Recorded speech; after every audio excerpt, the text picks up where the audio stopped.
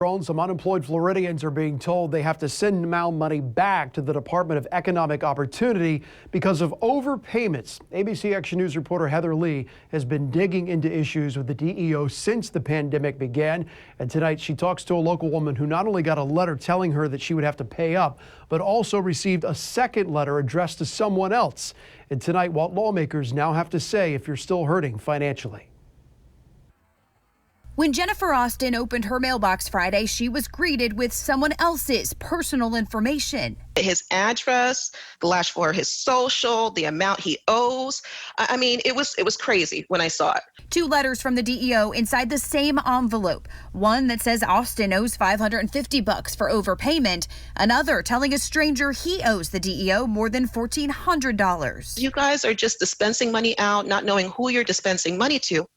And then you're putting random people's letters in other people's mailboxes within the actual envelope. And while Austin's confident she can pay it back, she worries about other folks who are struggling to get by. That's the main thing. Here's something else. Let's pile on more.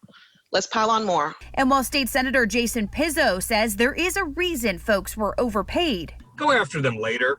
Please don't expend resources on trying to cop this and play detective on this. He says at the beginning, applications were being processed in batches, and if one pinged for fraud or ID verification, it would hold up the entire batch. He believes when that process changed, some people were given too much. If you go to an ATM machine and you ask for $20 and it spits out 20 grand, you don't get to keep it because it's the mistake of the bank, right? But he says folks are still hurting and barely making ends meet, which is why he says the DEO needs to show leniency. Let your viewers know, as a former prosecutor who was pretty good in court in a trial, that if people are getting prosecuted for an error made on the state's part, that we'll get a legion of pro bono attorneys to represent. Senator Pizzo says several questions still remain about folks who were not paid in full or rejected entirely, which he intends to investigate along with other legislators in Tallahassee in the coming months. Heather Lee, ABC Action News.